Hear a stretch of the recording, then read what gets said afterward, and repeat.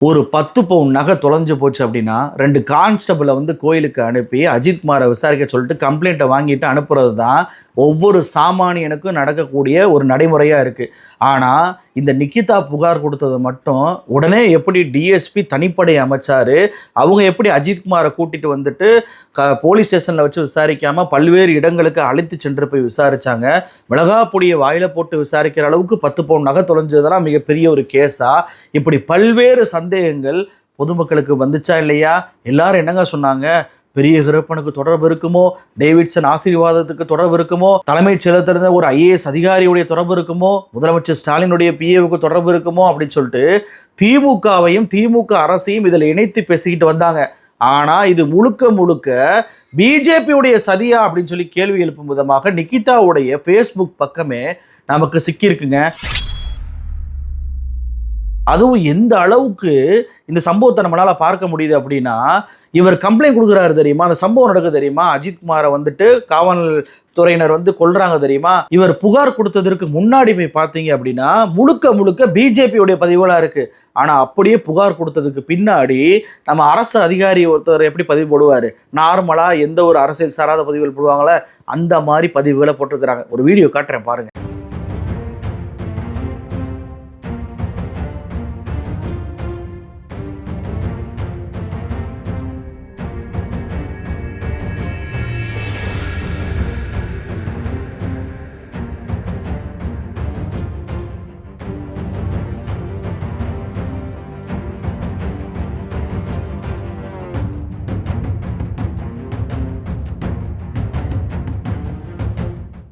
வித்தியாசம் தெரியுதா? எப்படி ஒரு நாளைக்கு பிஜேபிக்கு ஆதரவாக 10லேருந்து 20 பதிவுகளை போட்டவர் அப்படியே இந்த அஜித் பிரச்சனை வந்த பிறகு மாறி இருப்பதை பார்க்க முடியுதா? தன்னால அஜித்குமார்ன்ற ஒரு இறந்துட்டாரே அப்படின்ற ஒரு மன உறுத்தல் கூட இல்லைங்க.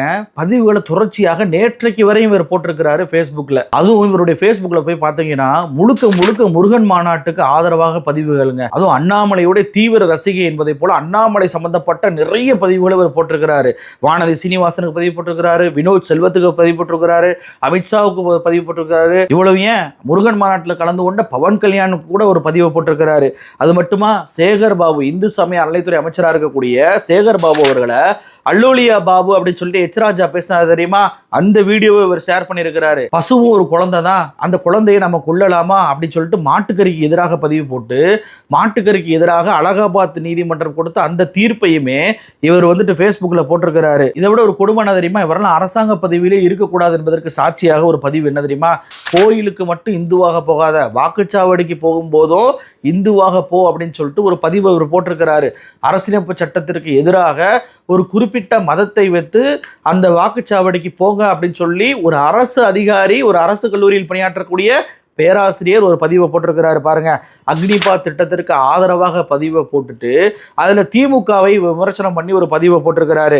பக்ரீத்து, ரம்ஜானு, கிறிஸ்துமஸ், ஈஸ்டருக்கெல்லாம் நீங்கள் வந்து வாழ்த்து சொல்றீங்க, விநாயகர் சதுர்த்திக்கு வாழ்த்து சொல்ல மாட்டீங்களா அப்படின்னு சொல்லி விஜயை நோக்கி இவர் பதிவு போட்டிருக்கிறாரு. இருக்கிற எல்லா ஆதீனத்தை கூப்பிட்டு மோடி வந்து ஒரு நிகழ்ச்சி நடத்தினார்ல, அதற்கு ஆதரவாக பார்த்தீங்கன்னா இஸ்லாமியர் கிறிஸ்தவர்களை வம்புழுத்து ஒரு பதிவை போட்டிருக்கிறாரு. ராமர் கோயில் திறப்பு விழாவுக்கு எல்லாரும் 5 மணிக்கு அகல்வுக்கு ஏத்துங்க அப்படின்னு சொல்லிட்டு ப்ரொஃபைல் பிக்சர் வச்சிருக்கிறாரு. அதே போல பார்த்தீங்க அப்படின்னா 100 நாள் வேலை திட்டம், எந்த பிஜேபி சங்கிக்குமே இந்த 100 நாள் வேலை திட்டம் பிடிக்காதுங்க. அந்த 100 நாள் திட்டத்தை கொச்சைப்படுத்துற மாதிரி ஏதோ சும்மாவே அந்த பெண்கள் எல்லாம் இருக்கிற மாதிரி ஒரு பதிவை அவர் போட்டிருக்கிறாரு. இவர் எந்த அளவுக்கு பிஜேபி ஆதரவு சங்கினா, நீங்க பிஜேபி ஆதரவாளரையும் பிஜேபியில இருக்கிறதே கொடூரமான ஆதரவாளரையும் சொல்லி பிரிச்சு பார்க்கலாம். எந்த அடிப்படையிலனா அவங்க ஆளுநருக்கு கொடுக்கக்கூடிய ஆதரவு வச்சு. இவர் ஆளுநருக்கு மிகப்பெரிய அளவில் ஆதரவு கொடுத்துருக்கிறாருங்க. ஆளுநர் வந்து மதுரையில் பங்கேற்ற தெரியுமா யோகா நிகழ்ச்சி, அதை ஷேர் பண்ணியிருக்கிறாரு. கேரளாவில் ஆளுநருக்கு ஆதரவாக ஒரு பதிவு வந்துச்சு உயர்நீதிமன்றத்தில், அந்த பதிவை ஷேர் பண்ணி ஸ்டாலினுக்கு தலைவலி அப்படின்ற பதிவை இவர் ஷேர் பண்ணியிருக்கிறாரு. அப்போ முழுக்க முழுக்க இவர் ஃபேஸ்புக் பக்கத்தை பார்க்கும்போது இவர் மிகப்பெரிய பிஜேபியுடைய ஆள் அப்படின்றத நம்மளால புரிஞ்சுக்கிற முடியுதுங்க. அப்போ இதெல்லாம் பார்க்கும்போது அந்த 10 பவுன் நகை தொலைஞ்சு போனது உண்மையிலேயே தொலைஞ்சு போச்சா, இல்லை பொய் புகாரா? பிஜேபிக்காரன் வந்து தனக்குத்தானே வந்து பெட்ரோல் குண்டை வீசிட்டு எனக்கு வந்து பாதுகாப்பு கொடுங்கன்னு சொல்லி கேட்பாங்க தெரியுமா, அது போன்ற ஒரு பொய் புகாரா அப்படின்ற சந்தேகமே வருது. ஏன்னா இவங்க குடும்பமே பண மோசடியில் ஈடுபட்டிருக்கிறாங்க. பல்வேறு நபர்களை திருமணம் பண்ணிட்டு முதல் நாளே வரதட்சணை கேஸை போட்டுட்டு அவங்கள்ட்ட இவர்கிட்ட இருந்து பணத்தை பறிச்சுக்கிறாங்க. குறிப்பா வந்து திருமாரஞ்சி இவரெல்லாம் வந்து பாத்தீங்கன்னா தனியா அமைப்பு நடத்துறாரு. ஆனா பிஜேபி ஆதரவாளர், பிஜேபியுடைய ஒரு மெம்பர் போலவே இவர் செயல்படக்கூடியவர். இவரை இந்த நிகிதா வந்து திருமணம் பண்ணி ஏமாற்றி 10 லட்சம் ரூபாய் வாங்கிட்டு தான் வெளியே அனுப்பிடுவாங்க. அந்த திருமாரஞ்சியாலேயே நிகிதாவை தொட முடியலங்க. அந்த அளவுக்கு நிகிதாவுக்கு பவர் இருக்கு.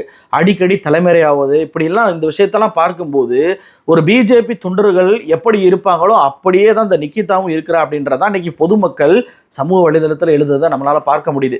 இப்போ இந்த கேஸ் நடந்தது அப்படியே பாருங்களேன். பிஜேபி ஆதரவு பதிவுகள் ஒரு பக்கம். இப்போ தெரியுதா ஏன் வந்து டிஎஸ்பி நிகிதா புகார் கொடுத்தோடனேயே தனிப்படை அமைச்சார் அப்படின்றது. இப்போ புரியுதா ஏன் வந்து எஃப்ஐஆர் கூட போடாமல் விசாரிச்சாங்கன்றது. இப்போ புரியுதா மிளகா பொடி போட்டு டார்ச்சர் பண்ற அளவுக்கு இந்த வழக்கை ஏன் வந்து விசாரிச்சாங்கன்னு தெரியுதா. சிவகங்கை எஸ்பிக்கும் டிஜிபிக்கும் தெரியாத அளவுக்கு இந்த வழக்கை ஏன் நடத்தினாங்கன்றது இப்ப தெரியுதா. கோயம்புத்தூர்ல இந்த நிகிதாவை நேற்றைக்கு பிடிச்சு வச்சிருக்கிறாங்க. 1 மணி நேரம் ஆகியுமே எந்த ஒரு பதிலையும் கொடுக்காம காவல்துறை ஏன் இவரை விட சொன்னாங்கன்றது இப்ப தெரியுதா. அப்ப நிகிதாவை இயக்கியது பிஜேபி தானா? நிகிதா இவ்வளவு பெரிய பவரை யூஸ் பண்ணது பிஜேபி ஆதரவு தலைவர்களை வச்சுதானா? அண்ணாமலைக்கு போன் போட்டாரா, இல்ல வந்துட்டு நயனார் நாகேந்திரனுக்கு போன் போட்டாரா, இல்ல டெல்லி வரைக்கும் இவர் தொடர்பு இருக்கா? எப்படிங்க டிஎஸ்பி வந்து தனிப்படை அமைச்சாரு? அப்போ நிகிதாவுடைய போனை வாங்கி அந்த ஃபோன் கால்களை எல்லாம் நம்ம செக் பண்ணணும். அந்த அஜித்குமார் மீது இவர் புகார் கொடுத்தாரு தெரியுமா, அதன் பின்பு இவர் யாருக்கெல்லாம் ஃபோன் போட்டார் அப்படின்ற அந்த கால் ரெக்கார்டை தமிழ்நாடு போலீஸோ அல்லது உயர்நீதிமன்ற நீதிபதி விசாரிச்சு வராருல அவருமோ இந்த ஆங்கிள்லையுமே தன்னுடைய விசாரணை தொடங்கணும். எப்படி சாத்தான்குளம் விஷயம் நடந்து அது மிகப்பெரிய ஒரு எதிர்ப்பலையை அதிமுக உருவாக்குச்சோ அதே போல திமுக ஆட்சிக்கு எதிராக ஒரு கஸ்டோடியல் டெத்தை உருவாக்கணும் என்பதற்காகவே திட்டமிட்டு அஜித்குமார் படுகொலை செய்யப்பட்டாரா அப்படின்ற சந்தேகம் இன்னைக்கு பொதுமக்களால் எழுப்பப்படுது. ஏன்னா திடீர்னு பார்த்தீங்கன்னா அஜித்குமாருக்கு நியாயம் கேட்டு ஜஸ்டிஸ் ஃபார் அஜித்குமார் அப்படின்னு சொல்லிட்டு அதிமுகவும் பிஜேபியும் வர்றாங்க. பல்வேறு மக்கள் பிரச்சனை இருந்த போதும் தமிழ்நாட்டுக்கு ஒன்றிய அரசு நிதியை கொடுக்காத போதும் அதுக்கெல்லாம் போராடாத இந்த அதிமுக திடீர்னு எச்ராஜாவை கூப்பிட்டு மேடலை ஏற்றி திருப்பூணத்தில் வச்சுட்டு அஜித்குமாருக்கு ஆதரவாக உதயகுமாரும் எச்ராஜாவும் போராட்டம் பண்றாங்க. எடுத்த உடனே இந்த வழக்குல சிபிஐ விசாரணை கேட்டாங்க. அண்ணா பல்கலைக்கழக பிரச்சனையில வந்துட்டு நீதிமன்றமே விசாரிச்சது தெரியுமா, அது கூட கேட்கல. நேரடியாக சிபிஐ அதிமுகவும் பிஜேபியும் கேட்டாங்க. முதலமைச்சர் சிபிஐக்கு இந்த வழக்கை மாத்தின பிறகும் இந்த வழக்கு வந்து சப்புன்னு போயிடக்கூடாது என்பதற்காக இவருக்கு ஐஏஎஸ் அதிகாரி தொடர்பு இருக்கிறது, யார் அந்த தமிழ்நாடு செயலகத்துடைய ஐஏஎஸ் அதிகாரி அப்படின்ற அந்த கேள்வியை இப்ப கேட்க ஆரம்பிச்சிருக்கிறாங்க. அப்ப தொடர்ச்சியாக அந்த பிரச்சனையை இவங்க லைவ்ல வச்சிருக்கிறத இருக்கிறத பார்க்கும்போது பிஜேபி தான் இந்த பிரச்சனையை தமிழ்நாட்டில் உருவாக்கி இருக்கிறதோ அப்படின்ற சந்தேகம் பொதுமக்களால் எழுப்பப்படுவதை பார்க்க முடியுதா இல்லையா? ஏங்க அந்த சந்தேகம் மக்களுக்கு வருது? ஏன்னா தஞ்சையில் ஒரு கிறிஸ்தவ பள்ளி அதில் மதமாற்றம் பண்ணுறாங்கன்னு சொல்லிட்டு ஒரு ஃபேக்கான வீடியோவை ரெடி பண்ணி எடிட் பண்ணி ஒரு மாணவியோடைய வீடியோவை அண்ணாமலை வெளியிட்டாரா இல்லையா? தீபாவளிக்கு எதிராக வெடிவெடிப்பதற்கு எதிராக முதல்ல உச்சநீதிமன்றத்தில் கேஸ் போட்டு தடை வாங்கினது கிறிஸ்தவர்கள் தான் அப்படின்னு சொல்லிட்டு அண்ணாமலை பேசினாரா இல்லையா? திருப்பரங்குன்றத்தில் காலங்காலமாக இந்துக்களும் முஸ்லீம்களும் ஒற்றுமையாக இருந்துட்டு வந்தாங்க. இஸ்லாமியர்கள் அங்கே சிக்கந்தர் தர்காவில் ஆடு அறுப்பாங்க, அதை இந்துக்கள் போய் சாப்பிட்டு வந்தாங்க. அங்கே இருக்கக்கூடிய கோயில் இருந்துட்டா தண்ணி வந்து சிக்கந்தர் தர்காவுக்கு போகுது, சிக்கந்தர் தர்காலேருந்து பொரியை வாங்கிட்டு கோயிலில் இருக்கக்கூடிய மீன்களுக்கு வந்து உணவு போடுவது காலங்காலமாக நடந்துட்டு வந்த விஷயங்க. ஆனா திடீர்னு ஒரு திருப்பரங்குன்ற விஷயம் வருது. அங்க இருக்கக்கூடிய ஆர்டிஓ அதிகாரி ஒரு தடையை போடுறாரு. அதற்கு கலெக்டர்ல இருந்து கமிஷனர்ல இருந்து எல்லாருமே ஆதரவு கொடுத்து அந்த விஷயத்தை பூதாகரமாக்கி இன்னைக்கு அதை வச்சு ஒரு முருக பக்தர்கள் மாநாடு நடத்தி ஒரு நெரேட்டிவை செட் பண்ணாங்களா இல்லையா? அதே போலதான் அண்ணா பல்கலைக்கழகத்துக்கும் அண்ணா பல்கலைக்கழக வழக்குல ஞானசேகரன் ஒரு திமுக மாசுக்கு இதுல தொடர்பு இருக்கு, யார் அந்த சார் அப்படின்னு சொல்லிட்டு மிகப்பெரிய அளவுக்கு நெரேட்டிவை செட் பண்ணாங்க. ஏங்க அந்த மிரட்டும் போது அந்த பையன் ஞானசேகரன் வந்துட்டு தன்னுடைய போனை வந்து சுவிட்ச் ஆஃப் பண்ணியிருக்கிறான்னு சொன்ன போது கூட இல்ல அதெல்லாம் போய் ஒரு சார் கிட்ட பேசினார் அப்படின்ற ஒரு நெரேட்டிவை செட் பண்ணாங்களா இல்லையா? இதற்காகவே ஒன்றிய அரசுடைய எஃப்ஐஆர் திடீர்னு லீக் ஆகுது. கேட்டா டெக்னிக்கல் கிளிச்சுன்னு சொன்னாங்களா இல்லையா? அண்ணாமலை சாட்டையடி போராட்டத்தை நடத்தினேன் அப்படின்னு சொல்லிட்டு சொன்னாரா இல்லையா? அந்த பிரச்சனையெல்லாம் முடிஞ்ச பிறகு அந்த பிரச்சனையை லைவ் கொண்டு வரணும் அப்படின்றக்காண்டியே போன் ரெக்கார்டை வெளியிடுறேன் அப்படின்னு சொல்லிட்டு வெளியிட்டாரா இல்லையா அண்ணாமலை? அப்போ எப்படி திருப்பரங்குன்ற மலையை வைத்து ஒரு நெரேட்டிவை செட் பண்ணாங்களோ, எப்படி அண்ணா பல்கலைக்கழக விவகாரத்தை வச்சு ஒரு நெரேட்டிவை செட் பண்ணாங்களோ, அதே போலதான் அஜித்குமார் விவகாரத்திலையுமே நடந்திருக்குமோ, தமிழ்நாட்டில் சட்டம் ஒழுங்கு சரியில்லை என்ற ஒரு பிம்பத்தை ஏற்படுத்த வேண்டும் என்பதற்காகவே சாத்தான்குளத்தை போல திமுக ஆட்சியும் ஒன்று நடந்தது என்று காட்ட வேண்டும் என்பதற்காகவே இப்படிப்பட்ட சம்பவம் நடத்தப்பட்டிருக்குமோ அப்படின்ற சந்தேகம் இன்னைக்கு பொதுமக்களுக்கு வருது. இந்த விஷயத்தை இன்னும் உறுதிப்படுத்தணும்னா 5 காவலர்கள் அடிச்சே கொண்டாங்க தெரியுமா? அந்த 5 காவலர்கள் பிஜேபி ஆட்களா அப்படின்னு சொல்லியும் இன்னைக்கு பார்க்க வேண்டிய கோணத்துல தள்ளப்பட்டிருக்கோம். இந்த வழக்கை நம்ம சிபிஐக்கு மாத்தினதே தப்புங்க. முதலமைச்சர் அவர்கள் மிக நேர்மையாக இந்த வழக்கில் நடந்துகிட்டாரு. காவலர்கள் இப்படி கொன்ன உடனே அஜித்குமார் குடும்பத்திற்கு போன் போட்டு ஆறுதலை சொல்லி அஜித்குமார் குடும்பத்திற்கு தேவையான உதவிகளை பண்ணி அந்த வழக்கை நாம விசாரிச்சா நம்ம மேல குறை சொல்லுவாங்க, காப்பாத்திட்டாங்கன்னு சொல்லுவாங்க என்பதற்காகவே சிபிஐக்கு மாத்தினாருங்க. இத்தனைக்கு உயர்நீதிமன்றம் சிபிசிஐடிக்கு மாத்துங்கன்னு தான் சொன்னாங்க. ஆனா சிபிசிஐடி நம்ம கண்ட்ரோல்ல தான் இருக்கு, நம்ம மேல குறை சொல்லுவாங்க என்பதற்காகவே தமிழ்நாட்டில் சிபிஐ நேரடியாக விசாரிக்க தடை இருக்கு. அந்த தடையை தளர்த்தி இந்த வழக்கை பார்த்தீங்கன்னா சிபிஐக்கு கொடுத்தாரு முதலமைச்சர். எவ்வளவு பெரிய நேர்மையாக இந்த வழக்கில் அவர் நடந்திருக்கிறாரு. ஆனா அவரை குறை சொல்லி இந்த பிஜேபி பரப்பி இருக்கிறாங்க. இன்னைக்கு நம்ம சிபிஐயோட கொடுத்த அந்த அனுமதியை வாபஸ் பெறணும் அப்படின்றதான் என்னை போன்றவர்களுடைய குரலா இருக்கு. ஏன்னா சிபிஐ ஒரு வழக்கை எப்படி விசாரிக்கும், எவ்வளவு நாட்கள் தாமதப்படுத்தும் அப்படின்றதுனா நமக்கு தெரிஞ்ச விஷயம் தானங்க. பொள்ளாச்சி வழக்கு எவ்வளவு தூரத்திற்கு இழுத்தரிக்கப்பட்டுச்சு, அந்த தஞ்சை பள்ளி மாணவி விவகாரம் அது எவ்வளவு காலத்திற்கு இழுத்தரிக்கப்பட்டுச்சு அப்படின்றதெல்லாம் நம்ம பார்த்தோமா இல்லையா?